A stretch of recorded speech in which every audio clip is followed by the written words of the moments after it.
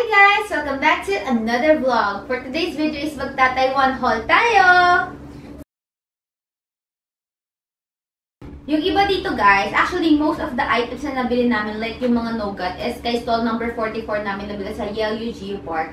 Tapos the rest is around lang sa area namin sa Ximending. Shoutout sa Taiwan for Dummies dyan dahil sali kayo dun guys if may mga tanong kayo about sa Taiwan. Sali kayo sa Taiwan for Dummies. Dito tayo mag-start kay stall number 44. Bumili kami ng mga nougat. This is the cranberry, saka yung strawberry. Yung nougat dito guys is 6 for $500. 500 NTD yun na. Dollars kasi yung ano nila money nila dun. So ito pala guys, yung mga nougat sa Ximending area, yung presyo nito is $100. Tapos meron kaming nakita $135 pa. Yan. Kaya maganda bumili dun sa Yelyu Geopark kasi ano na, 6 for $500. So malaking tipid. Mga mochi doon, 12 for $500. Next is dun pa rin kay stall number 44, yung mga boba na chocolate, and yung almonds. Yan. Ano to guys? 7 for $500. Pwede siyang assorted like 4 na almonds, tapos 3 boba. Depende sa inyo kung ano yung gusto nyo. Basta yun yung price niya. 7 for $500. Yan. Same din dito guys. Yung bentahan nito sa Ximending is $120.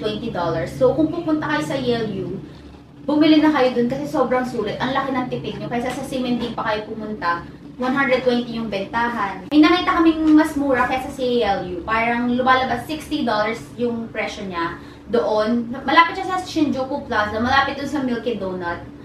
Pero ito lang guys yung mura dun na. Mura lang siya ng $11. So, nasa sa inyo na yan kung bibili nyo na lahat sa Yelyu or titingin pa kayo sa iba. Pero yun lang yung ano ko, suggestion. Doon malapit sa Shinjuku Plaza, yung malapit sa Milky Donut sa store, bumili kami nito. Shredded pork. Ayan, ito. Ano to? $109. Dalawa na. So, naka-buy one, take one. Pati itong raisins, guys, parang nasa $60 din to. Isa nga lang yung nabili namin kasi ako lang ata yung mahilig sa raisins. So, isa lang yung nabili namin. Next, yung mga seaweeds. Ano to? Hindi to kay stall number 44. Pagpasok po kasi dun sa parang market nila, yung mga bilihan ng pasalubong, magagano na sila agad sa ng tong. So, parang malapit na sa mukha mo, parang no choice kang kunin. So, ano pala, masaya mamili sa Taiwan kasi ang daming free taste. Ano to? Anim for $500. Sobrang sarap nitong, ito. Yan. Itong nougat na biscuit, saka yung assorted na mochi. Nabili namin to sa Shifen Old Street. Dun sa may Sky Lantern. Dun namin to nabili. Ano to? 3 for $250. Pwede rin siyang assorted. So, yan. Assorted. Ito rin. Dun din namin binili. Ito. Itong salted egg na to. Ito lang yung nabili namin. Sobrang favorite to ni ate. Pinasalubong sa kanya kasi ito ng friend niya na galing Taiwan din. Sobrang sarap nito guys. Bili kayo if... Actually, sa ano namin ito nabili? 7-Eleven out of Family Mart. Yun. Pero, tinry din namin siya kainin doon sa 7-Eleven Hello Kitty na team. So, masarap to. Yung mga bag tag sa Giffen Old Street. Ano siya? $100 tatlo. Sa Ximending area kasi, 100 isa lang. So, check yun na lang dito. Nagpunta kayo, bili kayo. Sobrang cute nila. Ang daming design. Dried strawberries and melon. Sa ano namin ito nabili? Sa Giffen Old Street. Yan. Ano to? 4, $500. Sobrang sarap din ito. Lahat ata ng fruits na dried nila, natikman namin. As in, lahat. Kasi pinipili namin kung ano yung pinakamasarap. Next is pabango. Pumunta kasi kami sa Taipei 101 na mall. Tapos, nag-try kami ng pabango sa Zara. Ang bango nito guys. Ito. Sa baba ko siya. Ito yung ano niya, yung color parang peach. Yan. Beige na peach siya. $650 lang. Hati naman kami ni ate. Lahat ng pasalubong na nabili namin, hati lang kami ng sister ko. Cream puff. Yan. Sobrang dami namin nabili nito. Grabe. Sa airport namin ito nabili. Sobrang sarap nito guys. As in, sobrang dami. Like, parang 12 pieces ata to. As in, ang dami talaga. Ayan, tapos meron pa dito sa likod. Ano to? $45 isa. Sobrang sarap niya guys. Try nyo. Sa airport lang to. Sa arrival. Ay, sa departure. Ano siya? Bawal bills, pwedeng Gcash yung payment. Tapos coins lang talaga, more on coins. Siguro pinapaubos lang nila yung coins din. Ito, pati yung coffee. Itong mushroom na chocolate na to. Sa Don Quixote namin to nabili. Don Quixote. Char. So, doon namin to nabili. Punta rin kayo. Actually, syempre mas mura sa Japan. Ang dami mo mabibili sa Japan. Dito parang times 2 na rin yung presyo niya. As in, sobrang mahal. Parang same sa Shopee dito.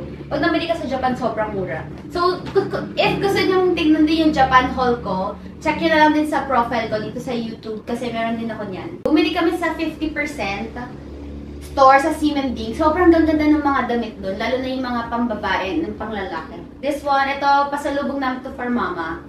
Itong knitted na knitted sweater na to. Ano lang siya, $499. Sobrang ganda. Ito rin guys, yung jacket na black. Ano to, $799. Ganda nito. ID man naman namin to nabili. Tabi lang siya ng Donkey. Siguro may isang store lang na gitna siya or dalawa. So, doon lang this area ng Donkey. Ano to, yung una namin nakita is damit na t-shirt na nasa labas na $200, $400, $500. Tapos, nung mag-check out na kami, sabi sa amin nung nagtitinda is, if you buy anything dun sa store, like kahit isang piece, t-shirt man yan or jacket, magiging $300 na lang yung nasa labas.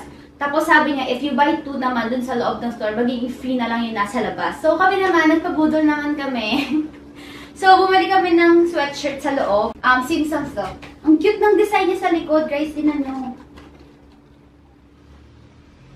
Yan, sobrang ganda niya. Ito pala guys is $1,380. Ito yung una namin nabili sa loob. Ito yung pangalawang nabili namin sa loob.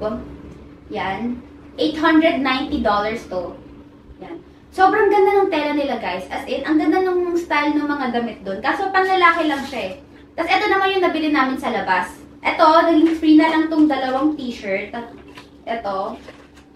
This one. Itong black. Pasalubog namin to para sa dalawa namin kapatid. Tapos, ito rin. Ito yung naging free. Yan.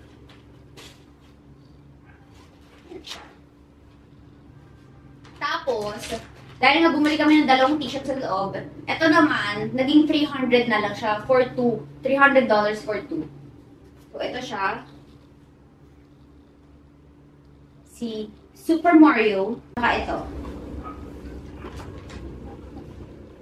Ayun guys, sobrang sulit mamili doon sa ID man. Mabubudol ka talaga, lalo na if lalaki ka. Sayang nga walang small size kasi gusto ko rin yung mga design ng damit nila saka yung quality ng shirt. Sobrang ganda. So that is it for our Taiwan haul. Sana nag-enjoy kayo watching this and sana if pupunta ka sa Taiwan, alam niyo na kung saan kayo bibili. So yun lang guys. Thank you guys for watching. Don't forget to like, share, and subscribe and hit the notification bell for more updates and videos. Stay safe guys and always wash your hands. Bye!